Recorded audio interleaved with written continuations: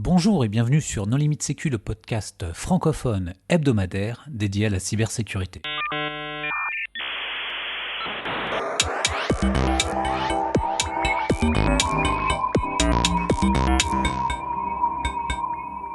Alors aujourd'hui, nous allons parler de Suricata avec Éric Leblond. Bonjour Éric.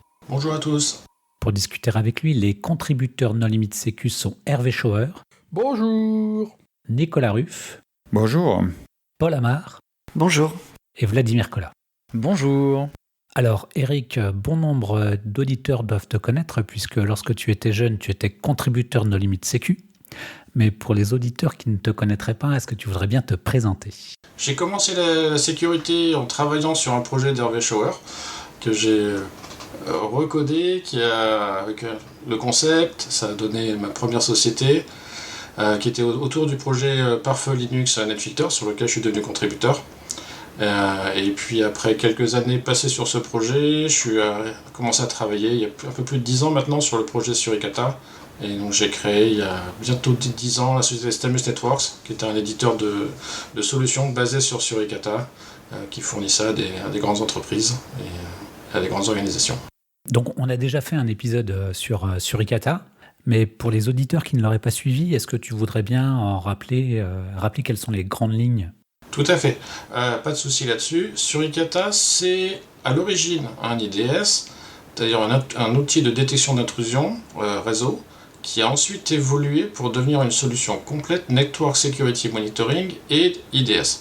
Donc en fait, il va journaliser l'intégralité des transactions protocolaires vues sur le réseau pour les protocoles qu'il comprend. Et puis, il va ensuite faire de la détection de menaces ou de la détection de choses intéressantes avec la partie IDS sur ce même contenu. Et comme ça, arriver à avoir un combiné entre des événements sur lesquels il n'y a pas de jugement, c'est la partie Network Security Monitoring, on stocke les transactions. Et sur la partie IDS, on va être capable d'avoir des choses un peu plus significatives qui vont d'un simple événement intéressant, un téléchargement d'un exécutable, il n'y a pas de jugement, mais bon, ça peut être mal, jusqu'à une menace liée à une vraie menace ciblée, parfois avec un APT derrière. Quelles sont les nouveautés depuis la dernière fois qu'on a enregistré un épisode ? Alors les grandes nouveautés, je vais commencer par quelque chose que j'ai oublié dans les fonctionnalités de Suricata, c'est qu'il fait de la full packet capture, et donc il va être capable de stocker les fichiers sur disque, les paquets sur disque, et donc de garder une trace complète de tout le trafic qui passe sur le réseau. Le seul problème, lorsqu'on fait ça et qu'on a un tout petit peu de débit, c'est qu'il faut avoir de gros disques durs. Donc c'est très coûteux, il y a assez peu de gens qui peuvent se le permettre. Et donc dans la dernière version à Suricata 7 qui est sortie mi-juillet, on a une capture conditionnelle du PCAP où on va en fait capturer la trace PCAP uniquement lorsqu'on a une alerte sur un flux. Donc on voit un flux TCP ou un pseudo-flux UDP, on voit qu'il y a une alerte dessus, là on commence à capturer, comme ça on arrive à capturer un sous-ensemble qui est beaucoup plus léger et qui permet quand même de remonter jusqu'aux évidences par rapport à l'attaque. Et la nature de l'alerte, qu'est-ce que c'est ? C'est le port qui est utilisé ? C'est le protocole ? Alors la nature de l'alerte, c'est très variable. Ça va effectivement, on peut très bien faire une alerte sur toutes les connexions SSH sur un serveur. Bonjour le bruit principalement. On peut aller faire du match de contenu simple, à savoir juste vérifier un contenu dans un protocole. Mais en fait, principalement, ce à quoi ça va ressembler, ça va être regarder un champ protocolaire et aller voir un contenu à l'intérieur de ce champ protocolaire, potentiellement exécuter une expression régulière pour compléter ce qu'on a fait avant, et tout ça sur tout un ensemble de champs protocolaires. Par exemple, vous voulez créer une alerte sur HTTP, vous pouvez vérifier le host, le user agent, et puis continuer comme ça sur la plupart des champs, et ça marche avec ça, avec TLS, Samba, DNS, il y a tout un ensemble de protocoles qui est supporté. Alors Eric, dans quel cas on peut avoir besoin justement de faire une capture conditionnelle ? Dans quel cas c'est vraiment utile ? Alors il y a plusieurs cas de figure, et surtout c'est complémentaire de pas mal de fonctionnalités dans Suricata. Suricata, comme je disais tout à l'heure, va journaliser les transactions protocolaires, donc on va déjà avoir des informations. On va aussi avoir l'alerte générée par Suricata, donc l'événement IDS, qui va contenir les métadonnées du protocole. Mais c'est uniquement les métadonnées extraites par Suricata. Donc même si on a des choses comme le payload ou la charge active à l'intérieur, on n'a pas une traçabilité complète de champs potentiellement magiques qui ont été rajoutés dans le protocole par l'attaquant. Et donc avec le fichier PCAP, on est capable d'avoir la vérité vraie et l'intégralité des données pour pouvoir ensuite potentiellement l'ouvrir dans un logiciel comme Wireshark et chercher les informations à l'intérieur pour bien comprendre ce qui s'est passé. Ouais, ça c'est génial parce que c'est une fonctionnalité qu'on trouve dans certains firewalls avec des IDS IPS intégrés de grands noms du marché, et c'est génial que vous l'ayez implémenté vous aussi. Ça rend la solution totalement concurrentielle, voire meilleure que les éditeurs classiques. Je pense que ça permet d'avoir à peu près le même genre de fonctionnalité, mais avec une flexibilité et une capacité de plus le paramétrer pour son propre usage. Et de ne pas tomber dans les travers dont tu parlais tout à l'heure, avec de devoir sauvegarder des quantités gigantesques de données. Oui. On l'a testé sur certains liens, on est à quelques gigas par jour à la place d'avoir quelques terras, quoi. C'est assez considérable. Sur un réseau par exemple de type universitaire, où là, on sait très bien que les étudiants, la plupart du temps, ça génère des alertes. D'ailleurs, j'avais vu un usage un peu détourné de ce genre de fonctionnalité, pas vraiment sécurité, mais plus debug, avec un truc qui se passe bien sur le réseau, et donc d'essayer de mettre soit des règles sur un firewall, soit effectivement des règles sur un IDS pour essayer de capturer les trames correspondant au problème, pour essayer après de débugger. Mais c'est pas vraiment sécurité, c'est plus juste debug pour comprendre ce qui se passe. Mais ça peut aider. Complètement. Ouais, je suis d'ailleurs assez surpris lorsqu'on déploie chez les clients nos produits, on se rend compte que l'apport de la visibilité, ne serait-ce que parler à la journalisation des transactions et par rapport aussi à cette capture PCAP, on a vraiment des trucs très intéressants. Alors, il y a le nombre de fois où je vais chez des clients et je leur fais bon, on a ça là qu'on vient de voir passer, c'est un peu bizarre, mais ça me semble pas grave. Et puis là, le client qui intervient en disant quoi, il y a ça qu'est-ce que je dois faire, c'est pas normal. Alors, ce qui nous a donné l'idée de te réinviter aussi, c'est que tu as fait une présentation lors de la conférence TIC 2023, qui était un cas d'usage un peu détourné de Suricata. Est-ce que tu peux nous en parler ?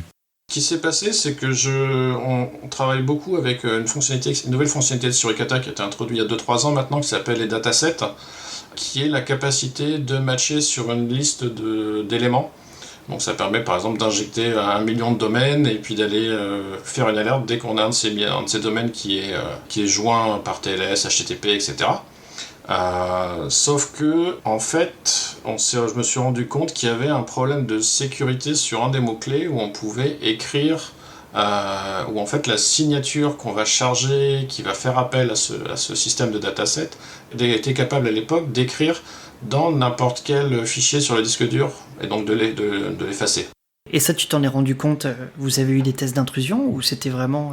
Non, c'était vraiment en R&D qu'on s'en est rendu compte. C'est quelque chose qui est complètement passé à travers, notamment dans toutes les certifications que Suricata a eu. Il a été récemment certifié, j'ai oublié le nom exact, mais il a reçu une petite qualification de niveau d'entrée par l'ANSSI.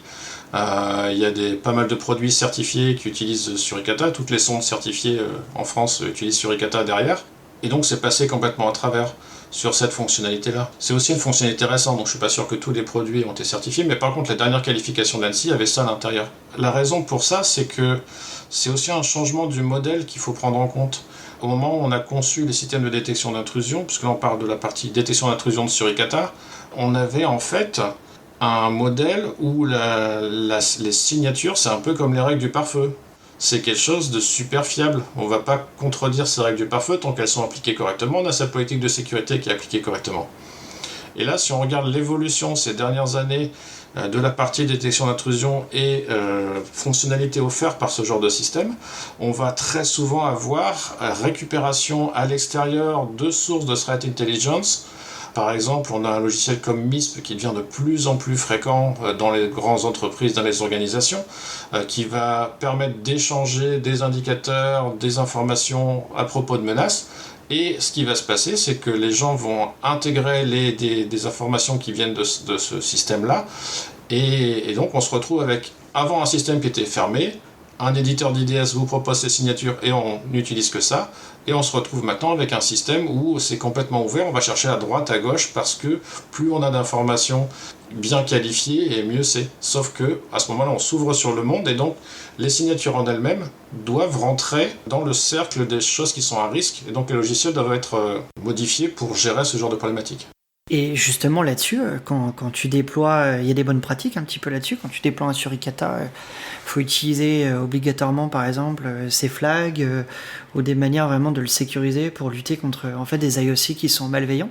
Alors, en fait, la problématique, c'est plus sur la compilation en elle-même. Il y a des tonnes de choses pour sécuriser le Suricata, mais en fait, sur la problématique des signatures principalement, on va avoir un problème qui est plutôt la signature en elle-même et l'utilisation des fonctionnalités qu'elle fait. Par exemple, on a une fonctionnalité qui existe depuis très longtemps dans Suricata, qui est la possibilité d'avoir des signatures qui font des appels à des scripts Lua. Mais Lua, c'est pas sandboxé. Donc on lance en fait n'importe quoi. Donc si on injecte des signatures Lua depuis un système externe dans lequel on n'a pas confiance, ou si un système auquel on a un pseudo-confiance se fait compromettre et injecte des signatures Lua, on se retrouve avec un système qui est complètement ouvert. Et donc c'est pour ça que dans la dernière version de Suricata, suite à ce qu'on a trouvé chez Stamus, on a le support de Lua qui est désactivé par défaut, il faut l'activer de manière volontaire. Et il y a des systèmes de filtrage qui ont été mis en place dans les systèmes de gestion des signatures pour dire ça c'est une source, je veux bien injecter les signatures, mais je ne fais pas forcément confiance. Et tous ces mots-clés que je sais être potentiellement dangereux, dataset, Lua, je ne veux pas les utiliser lorsque ça provient de cette source de signature. Et est-ce qu'il y a d'autres solutions que de désactiver Lua ? Si le système de gestion des signatures, par exemple celui qu'on développe chez Stamus, il te permet de dire je ne fais pas confiance à cette source. Et donc on injecte les signatures, mais tout ce qui va être dangereux sera désactivé. Donc comme ça on arrive à passer. En fait, il faut que les outils gèrent le fait que des fonctionnalités peuvent être très utiles, mais sont dangereuses. Par exemple, l'exemple de Lua, qui a été pour moi le plus parlant, c'est un exemple qui commence à être très vieux maintenant, mais c'était Heartbleed, où on avait cette attaque qui était un peu compliquée, un message obscur dans SSL. Dès le premier jour où Heartbleed avait été publié, il n'y avait pas de support du message Heartbeat, qui était celui sur lequel la faille était basée. Mais par contre, il y avait un script Lua qui est sorti le premier jour pour arriver à faire une analyse complète en reprenant le code C, en le transférant en Lua, et en faisant l'analyse de la même manière qu'on pourrait le faire si on faisait passer dans le code. Donc ça a permis d'avoir une très très bonne détection dès le premier jour. Mais ce que je ne comprends pas dans ton exemple, ce qui est important, c'est la librairie standard auquel a accès l'interpréteur. Puisque tu as accès au file system, est-ce que tu as accès au process, est-ce que tu as accès au réseau, etc. Si ton interpréteur Lua, il se contente de faire du Lua mais sans aucune API externe, que c'est une pure machine de Turing, tu n'as aucun problème de sécurité, non ? En fait, le Lua, il a accès au avec la bibliothèque qui est utilisée. J'ai jamais testé les accès réseau, mais vraiment tout un ensemble de bibliothèques. Et donc, effectivement, une solution potentielle pourrait être d'avoir un Lua amaigri qui permette de limiter les interactions. Mais la chose aussi qu'il faut considérer, c'est que on a aussi juste une attaque par complexité qui peut être suffisante. Donc, arriver à faire une boucle infinie en Lua, ça peut suffire à complètement limiter impacter le système qui va se retrouver sans ressources. Donc, c'est assez varié les choses qu'on peut faire. Moi, je préfère imaginer le summum, c'est-à-dire simplement à partir d'une signature, infecter et prendre le contrôle de tous les Suricata de la planète. Si Lua n'est pas désactivé, potentiellement, ça peut être amusant, oui. Mais est-ce que c'est quelque chose qui a été tenté ? Est-ce qu'il y a un IDS qui surveille l'IDS ? On n'a rien entendu à ce niveau-là. Les Chinois n'ont pas essayé encore. Ou ils n'ont pas trouvé, peut-être. C'est comme les attaques de supply chain, il faut arriver à compromettre la chaîne pour arriver à être dessus, et il y a quand même encore assez peu d'acteurs. Donc, Alors, je ne vais pas utiliser le mot de blockchain, mais tu vois, dans les domaines les attaques supply chain plus classiques sur NPM et autres, il y a des contre-mesures à base d'Artifactory ou autres qui, en fait, archivent absolument toutes les dépendances que tu as utilisées à un moment dans une compilation. Donc, est-ce que vous avez aussi, par exemple, ce type de base de données de toutes les signatures qui ont pu être poussées dans des flux reçus par des Suricata, de telle sorte à ce qu'on puisse faire du rétro-hunt et dire « Ah bah tiens, quelqu'un a poussé une signature malveillante pendant 3 minutes, juste avant d'envoyer le paquet chez un client, par exemple ». Est-ce que c'est quelque chose que l'infrastructure permet aujourd'hui, ou est-ce que tout est dynamique ? En fait, Suricata, c'est un moteur qu'on compile ou qu'on prend d'un paquet d'une distribution. Il n'y a pas de centralisation de la gestion des signatures. Non, mais peut-être dans les logs. Oui, mais localement... Ouais, localement, on pourrait regarder. Localement, on génère pas mal de sources, on a rien. J'ai pas cherché non plus, mais j'ai jamais vu utiliser. Tu vois, l'idée, c'est que si jamais, à tout instant, tu stockes ne serait-ce que le MD5 des signatures que tu as ingérées et avec lesquelles tu travailles, du coup, tu peux revenir dans le passé, et si une signature connue malveillante a été poussée à un moment, même brièvement, tu peux potentiellement savoir si elle s'est exécutée sur ton système ou pas, quoi. On peut regarder, on a certains systèmes qui tournent, c'est un truc que je pourrais regarder, mais on n'a pas toutes les sources. Le problème, c'est qu'on a, je pense, 30 ou une vingtaine de sources maintenant définies comme étant publiquement utilisables au niveau de Suricata, si on pense les sources référencées par l'OISF, la fondation derrière Suricata. Ça gère pas les sources privées, où justement tu parlais de MISP avec finalement, si quelqu'un utilise un MISP, ce qui est seulement partagé à une ou deux entreprises, pas publiques ou des choses comme ça. Tout à fait, ça pourrait être une attaque très localisée qui aurait pu être faite dans ces cas-là, ouais. Du coup, comment est-ce que vous avez corrigé le problème ? Est-ce que c'est à ce moment-là que vous avez décidé de réécrire en Rust, par exemple ? Non, l'écriture en Rust, c'était bien avant, ça devait être en... Je me rappelle plus quand Trump avait été élu, c'était en quelle année ça ? Il y a donc 6-7 ans, je pense, un truc comme ça, où on avait la conférence annuelle de Suricata, et Pierre Chifflier, qui travaille à l'ANSSI, qui travaille toujours à l'ANSSI d'ailleurs, avait présenté une preuve de concept en disant qu'on pouvait réécrire, notamment au niveau de l'analyse protocolaire, où là où en fait on a le plus de risques, puisqu'on est en train de manger les données du réseau, et le réseau, on sait qu'il y a n'importe quelles données qui sont disponibles dessus, pour arriver à faire une analyse plus sécurisée et pour limiter la casse par rapport à une écriture en C, puisque Suricata est à la base écrit en C, une écriture en C d'un parseur de protocole. C'était le 8 novembre 2016, le temps que je demandais à ChatGPT. Ok. Ouais, donc je pense que c'était la veille ou le jour même de l'élection. On était là-bas à Washington pour l'élection, c'est pour ça que je m'en rappelle. En fait, c'est une vraie question que je pose et qui admet plusieurs réponses. La première, c'est comment tu fais pour te protéger de problèmes logiques. Enfin, à partir du moment où tu donnes la possibilité aux utilisateurs d'exécuter du Lua, tu vois, c'est pas une faille, t'as pas de CVE, c'est les mecs envoient du code, le code s'exécute, c'est logique. Donc c'est pas quelque chose que tu vas corriger en mettant un string copy, tu vois. Non, c'est une fonctionnalité. Ce qu'il faut en fait, c'est maîtriser sa chaîne d'approvisionnement. C'est la seule réponse. Non, il y a deux réponses. Je désactive la fonctionnalité ou je maîtrise complètement ma chaîne d'approvisionnement. La chaîne d'approvisionnement, c'est simple dans le cas de Lua. Une signature qui utilise Lua, elle a le mot-clé Lua ou le mot-clé LuaJIT. On a deux mots-clés à regarder à l'intérieur de la définition de la signature. Donc c'est simple à filtrer. Donc ça peut suffire pour limiter la casse. Donc la solution aujourd'hui, c'est de dire aux gens désactiver les scripts Lua de sources dans lesquelles vous n'avez pas confiance. Exactement, oui.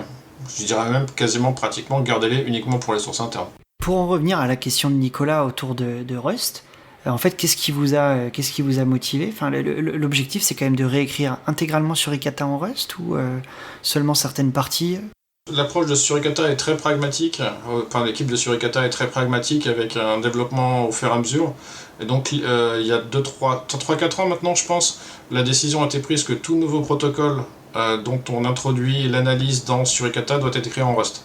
Et donc c'est cette démarche-là, et donc c'est tous les protocoles, toute l'analyse protocolaire qui est en train de passer en Rust. Certains protocoles sont réécrits en Rust En fait, c'est une combinaison de Rust et d'une bibliothèque qui s'appelle GNOME, qui est écrit par Geoffroy Coupry, qui va permettre d'écrire plus facilement un protocole. Donc c'est vraiment un outil dédié à l'écriture de parseurs protocolaires qu'on a injecté dans le système. Ce qui permettait aussi d'avoir un avantage, puisque si c'était... Allez, maintenant vous allez prendre Rust, qui est encore plus compliqué à écrire que C, et vous allez devoir écrire de l'analyse protocolaire avec quelque chose qui est encore plus compliqué que ce qu'il y avait avant, l'acceptation aurait été difficile, tandis que là on avait un outil qui permettait d'écrire plus vite le parseur, tout en bénéficiant de la sécurité de Rust. Ok, donc en fait vous aviez quand même, il y avait un souci de sécurité à la base, en tout cas il y avait un... Oui, la motivation était vraiment sécurité, la motivation était vraiment sécuritaire, c'était la présentation qui avait vraiment lancé le mouvement, celle de Pierre, avait été vraiment faite sur l'angle de on veut fournir de la sécurité. Ok, et en bonus, vous avez eu du coup des libs qui vous permettent du coup de parser plus facilement et d'écrire, ok. Exactement, ouais.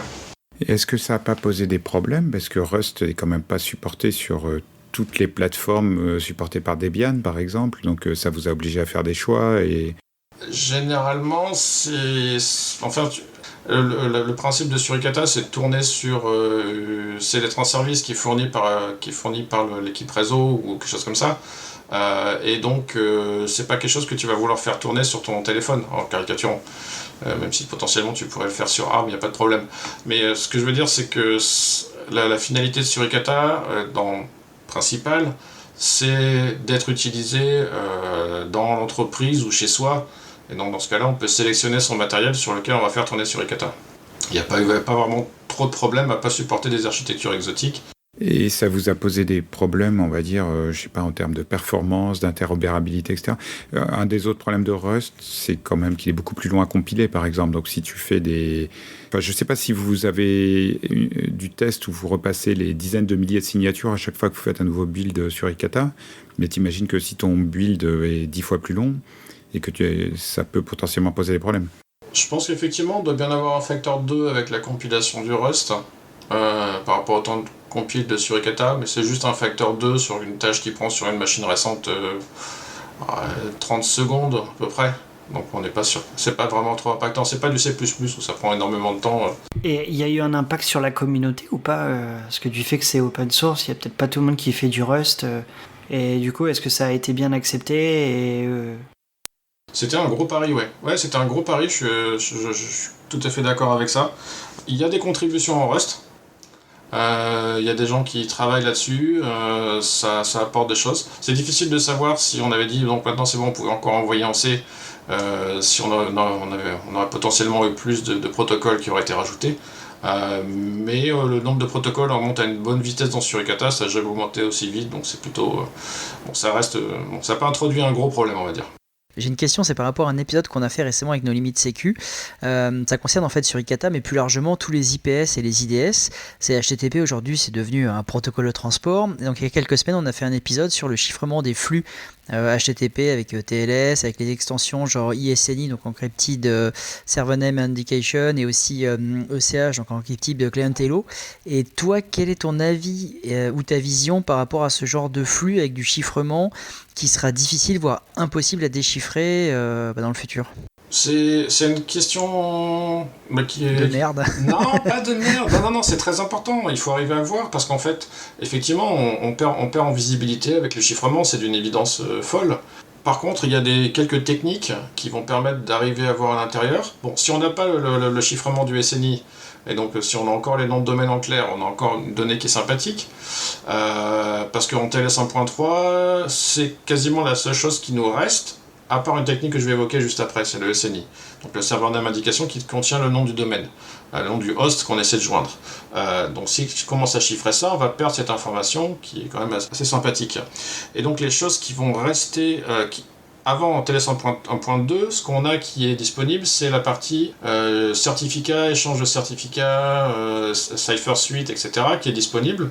Et l'air de rien, qui est-ce qui, dans cette assistance, sait générer un certificat en une seule commande? Et donc en fait, les attaquants, ils rament autant que tout le monde, et donc on arrive très souvent à l'identifier par la manière dont ils génèrent leur certificat. Pas mal de signatures qui vont détecter des attaquants bien spécifiques parce qu'ils génèrent leur certificat comme ça. Donc ça, on l'a avec TLS 1.2, on le perd avec TLS 1.3, et donc ce qui nous reste sur TLS 1.3, c'est à l'heure actuelle dans Suricata, c'est toutes les technologies de type JA3 et bientôt JA4, qui vont permettre d'identifier l'implémentation client à partir des paramètres de cryptographie qui sont échangés au démarrage. L'équivalent JA3S qui va permettre de faire le retour. Et après, quand il n'y a plus ça, ce qui reste, c'est l'analyse statistique sur le trafic capturé.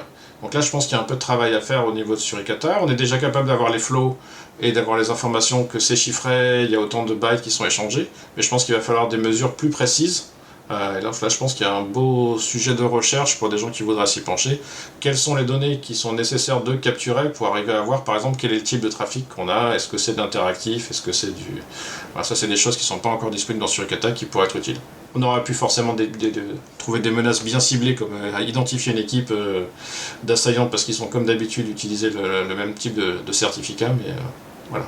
Mais moi j'ai la question inverse de Vlad. Est-ce qu'il y a des gens qui développent encore des protocoles aujourd'hui? Parce que tu disais, on a plein de contributions externes, des gens qui ajoutent des protocoles, etc. Mais qu'est-ce qui existe à part HTTP? HTTP 2, Quick. Qu'est-ce qui reste encore dans les trucs récents? HTTP 3. HTTP 3 qui va arriver, ouais, voilà. Ouais. Donc là, il y a Speedy, voilà, tous ces nouveaux protocoles. J'ai failli dire industriels, mais non, mais des gens de la technique, des gens de la technologie. Au final, ça reste HTTP qui est vraiment un protocole de transport aujourd'hui. Ouais. Qui porte tout. Mais HTTP 2 est vraiment complètement différent par rapport à HTTP, ouais. C'est vraiment une réécriture complète, ouais. oui, mais pour le coup, HTTP 2 est assez ancien.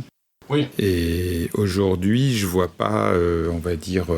alors, je parle pas effectivement de tout ce qui est domaine industriel, téléphonie ou ce que tu veux, mais dans l'informatique, je vois pas quelqu'un lancer un nouvel outil de chat ou de vidéo en ligne ou je sais pas quoi et dire je vais faire mon propre protocole qui n'est pas du HTTP ou à la limite du WebRTC, mais...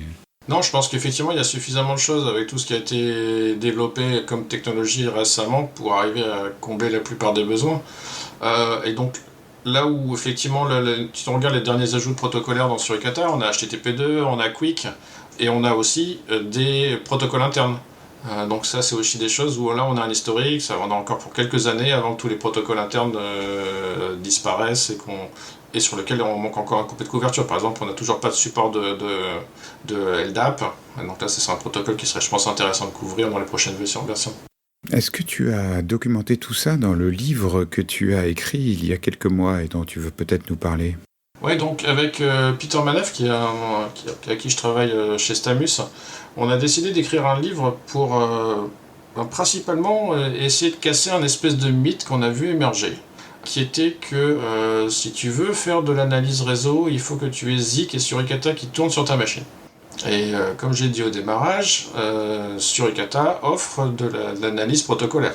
Donc si tu veux utiliser Zik uniquement pour faire de l'analyse protocolaire, ça sert peut-être à rien de faire tourner 2 moteurs et avoir ça. Et donc on a voulu mettre en lumière les capacités d'analyse protocolaire de Suricata dans ce livre.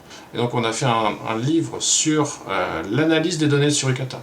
Donc on a volontairement choisi de ne pas se focaliser sur la partie performance, structure interne de Suricata, mais juste sur voilà les données qu'il va être capable de vous fournir, voilà quelques exemples de choses que vous pouvez faire dans votre Elasticsearch, dans votre Splunk, en ligne de commande, pour arriver comme ça à comprendre ce que vous pouvez faire avec Suricata et ce que vous pouvez apprendre sur votre réseau en regardant les données produites par Suricata. Une sorte de guide de référence. On veut que ça soit petit. Donc ça fait en fait, c'est vraiment pas pour ouvrir les yeux, j'ai fait dire ouvrir les yeux, mais c'est un peu pour dire tiens, ça c'est possible. Et donc avoir suffisamment de trucs pour après se dire tiens, mais j'ai compris ça, donc maintenant je vais peut-être pouvoir faire ça, ça et ça, et pour arriver à grosso modo à fournir suffisamment d'éléments pour que les gens puissent savoir ce qu'ils sont capables de trouver à l'intérieur et se poser les bonnes questions et arriver à trouver des solutions à certains problèmes qu'ils peuvent avoir. Où est-ce qu'on peut le trouver ce livre ? Alors il est téléchargeable sur le site de Stamus Networks. C'est sur GitHub, et donc c'est open source, donc vous pouvez contribuer sur le projet si vous avez envie de rajouter un chapitre sur quelque chose de spécifique, ou si vous voulez faire des corrections de coquilles, s'il y en a encore.